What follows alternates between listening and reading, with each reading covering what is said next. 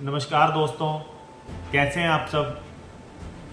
आज बड़े दिनों बाद आपसे बातचीत हो रही है और मैं बताना चाहूँगा कि आज मैं इस वीडियो के माध्यम से सबसे पहले तो आपको ये बताना चाहूँगा कि मैंने पार्टी क्यों छोड़ी। जो आपके लगातार क्वेश्चन थे, कई लोगों ने बहुत कुछ लिखा, बुरा भी लिखा, कईयों ने अच्छा भी कहा। चलो ये फितरत है सबकी, जो जिसको ऐसा ठीक लगता है वो वैसा बोलता है। मगर मैं आज आपके सामने कुछ तथ्य रखना चाहूँगा जिनको लेकर हमने पार्टी छोड़ी, जिनमें से आज एक पॉइंट आपके सामने रखता हूं कि किस तरह से आम आदमी पार्टी पंजाब में जीएसटी के नाम पर लोगों को लूट रही है और एक जीएसटी टेरर फैलाया हुआ है लोगों के।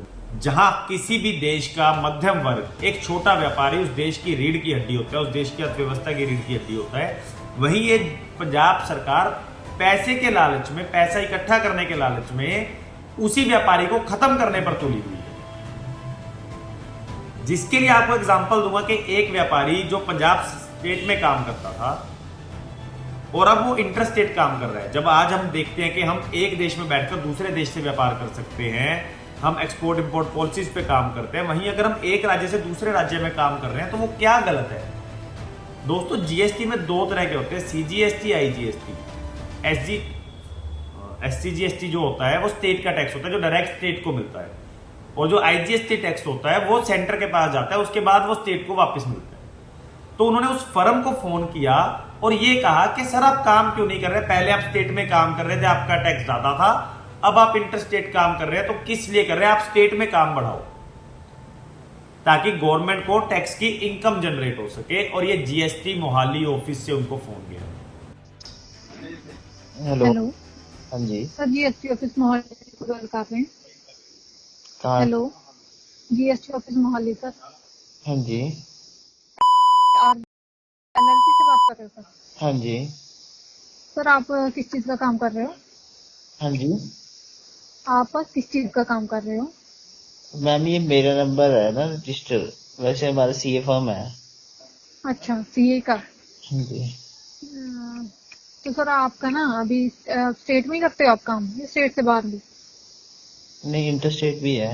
इंटर स्टेट के है आपकी ना। लोकल का जैसे टैक्स है ना स्टेट का, वो बहुत कम है पहले से। ठीक है।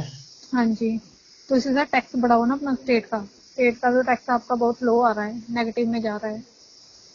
ठीक है। स्टेट में काम करते हो ना आप, हाँ जी। हाँ जी। तो स्टेट का टैक्स बढ़ाओ सर। इसलिए तो हमें आज आपको ना फोन करना पड़ा। नेगेटिव में आ रहा है आपका टैक्स, मतलब पहले से कम में आ रहा है। ठीक है।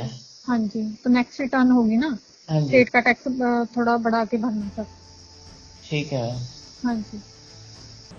एक छोटा व्यापारी जिसकी दुकान के बाहर वो जीएसटी नंबर लगाना भूल गया, उसको 20,000 रुपए का जुर्माना।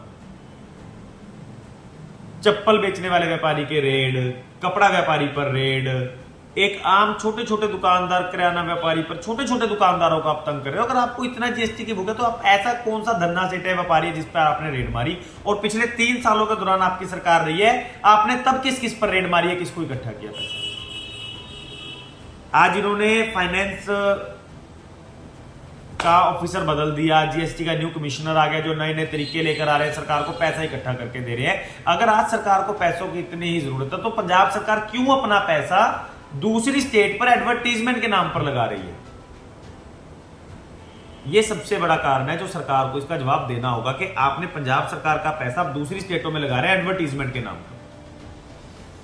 अगर आपको टैक्स की कमी है, आपको पैसे की शॉर्टेज है सरकार को, तो क्यों सरकार के रिसोर्सेज, चाहे वो हेलीकॉप्टर है जो एक मुख्यमंत्री की अमानत होती है, उनकी सिक्योरिटी है, उसका इस्तेमाल अरविंद केजरीवाल कर रहे हैं अपने आने जाने के लिए, जो रिसेंटली उन्होंने अपनी एक यात्रा के दौरान भी किया।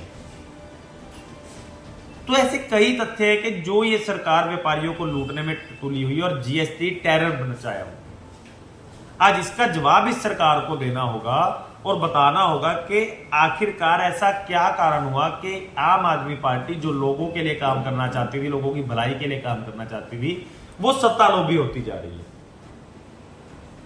दोस्तों, हरियाणा की बात करते हैं। हरियाणा में चुनाव हुआ, चाहे नतीजे जो मर्जी हो, आज भी आम आदमी पार्टी उस पर विश्लेषण करने को तैयार नहीं है और आम आदमी पार्टी ठीकरा फोड़ रही है कि कांग्रेस के सिर पर कि उन्होंने गठबंधन नहीं किया, हमने बीजेपी को हराना था। स्टेट में 39% वोट बीजेपी को पड़े हैं और 61% वोट एंटी बीजेपी हैं। दोस्तों अगर किसी भी पार्टी को वोट पड़ा, चाहे वो कांग्रेस है, चाहे वो बीएसपी है, चाहे वो इनेलो है, क्या वो एंटी बीजेपी वोट है? नहीं, वो उस पार्टी से जुड़े हुए वोट है, वो लोगों की अपनी जुड़े हुए वोट।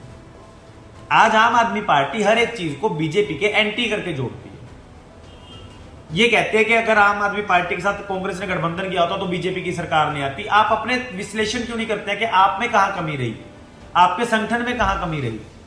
आज आप ये कह रहे हैं कि हमारे पास हरियाणा का 1.6% वोटर है, आप ये कहते हैं हमारे पास गुजरात में 14% वोट है, मगर एक्चुअल में रियलिटी क्या है दोस्तों कि लोगों को इनका पता लग रहा है कि सरकार कहां स्टैंड करती है। तभी पहले जहां इनके 4 एमपी थे, आज इनके 3 एमपी एग्जिस्ट करते हैं। और अगर यही हाल रहा तो जल्दी ये सरकार हरियाणा तो छोड़ दीजिए, दिल्ली और पंजाब से भी जाने वाली है। और मैं सरकार को कहना चाहूंगा, इनके नुमाइंदे को कहना चाहूंगा कि जो आपने आतंक मचाया है, व्यापारी को खत्म करने की जो नीति अपनाई है, इसे बंद कर दीजिए। और हमारे माननीय मुख्यमंत्री भगवंत मान जी को भी कहना चाहूंगा कि ये आतंक बंद कर दीजिए और जो ये अफसरशाही आपने चलाई है पंजाब में, इस पर लगाम लगाइए, वरना ऐसा ना हो कि छोटे व्यापारियों को भी आपके खिलाफ आना पड़े और एक बड़ा धरने करने को उनको मजबूर होना पड़े। धन्यवाद। जय हिंद, जय हरियाणा।